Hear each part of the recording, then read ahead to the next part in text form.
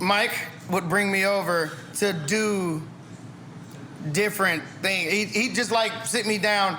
You know how they do writing sessions now? Like they have a bunch of writers in the room? Right. It was just me all the time.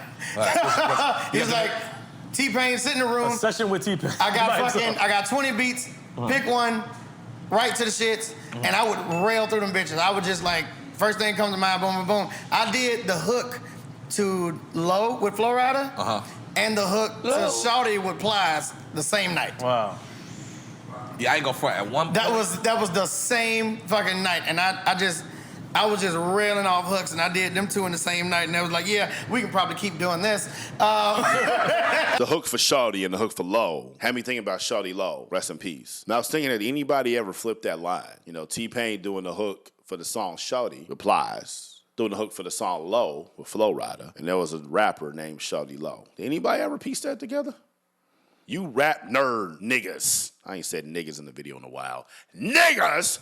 Let me know in the comments. This clip, I was going to talk about the process and the history of those songs. But you know what? I don't want to do that. I want to talk about something that every artist goes through. That's overthinking. Every artist, every creative, every person overthinking. Paralysis by analysis. I'd rather talk about that because this shows you that when you just let things really flow freely, what magic can really happen. I'm going to talk about what's happened with me. I'm going to talk about why this is very important as an artist. I'm going to talk about how you can't survive without it. And if you're somebody that's interested in that stuff, you need to watch this entire video. You need to make sure you watch another video of mine after that to keep the session time extremely high. But before we do this, make sure you hit like, you hit share, you comment, follow, subscribe, save, all that stuff that helps that goddamn algorithm, hoe-ass niggas.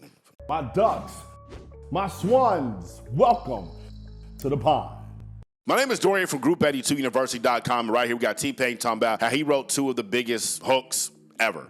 First of all, Shawty is a slap to this day. I was not a huge Plies fan, I can admit that. At that time, I can't say I was a big T-Pain fan. I didn't mind his music, but I wasn't buying his album. That song is a slap, and it still goes to this day. And in my opinion, probably has one of the longest active radio campaign runs ever. I was still hearing that song in like 2015 on the radio. I feel like it never went off. But T-Pain was a master at making these melodic crooning hooks on these massive records. And to hear him talk about how they just came from writing sessions where he was in a groove and he was in the flow, it makes so much sense. Every single creative in here, some days we feel like we're doing outstanding. Some days we feel like we can't really get anything out the way that we wanted to. And so you can't choose when your creativity is going to be at its optimal level. There's a lot of things you can do to prepare. Everybody has their whole sequence that they do when it's time to create content or to make songs. For me, what I start doing, I start cleaning. I clean the whole house. I make my bed, I organize stuff, I brush my teeth 2, 3, 4 times before I write songs. It's just a part of me cleaning and getting all this stuff out of my head. I need clarity because when I get to the music, I need to make sure that I'm only thinking about the music. Everybody has their process, but when you get in your process, you got to trust your process. And that's hard for a lot of artists because we overthink. We think we're not good enough. We think we're not able to say it the way that we want it to. It doesn't sound the way we want it to. The audience is not going to connect the way that we need them to because this art is needed in their lives because I'm the most important artist of all time. That's what every artist thinks. That's just not the reality of the situation. Your music is going to get to the people it's supposed to get to and how it's supposed to get to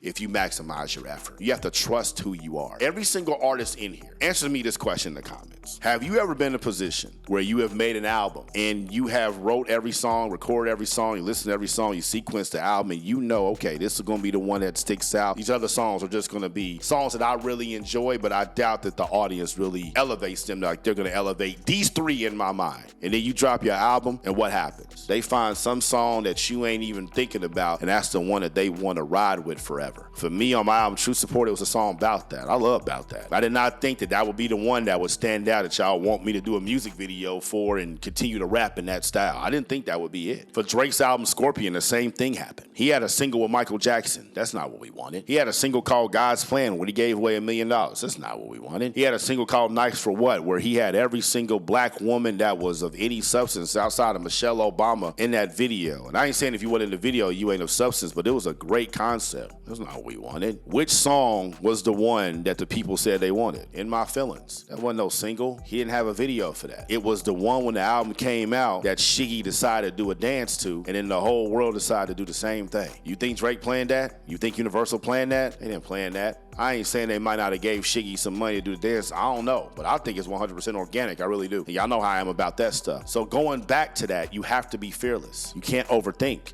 You can't overanalyze. When you get in your groove, you gotta trust there's a reason I'm in this groove. T-Pain trusted the reason he was in that groove. And he came up with two of the biggest hooks of all time. Why you keep doubting yourself as an artist? Why you keep disrespecting your artistry? You've been blessed with this gift to hear and see things and say things and sing things and rap things in a way that other people can't. Yet you keep disrespecting it because you think it's not good enough. You don't deserve your talent. And because you don't deserve your talent, it's going to be like the original Space Jam and Monstars. It's going to get snatched from you. And you're going to be complaining about the music industry and how it's not fair. It ain't the music industry's fault you don't believe in yourself. You got those gifts for a reason. Use them.